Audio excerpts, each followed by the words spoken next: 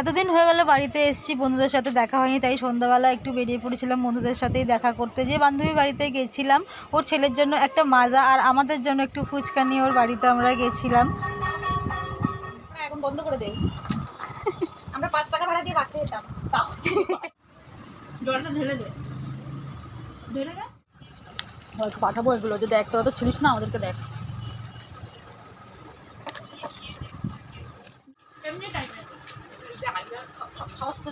সবাইকে পাঠাবো এগুলো এমনি করে করে। দেখেছো কে এসছে আমাদের বাড়িতে? বল বল তোমরা তো কেউ এলে না, বল তোমরা তো কেউ এলে না,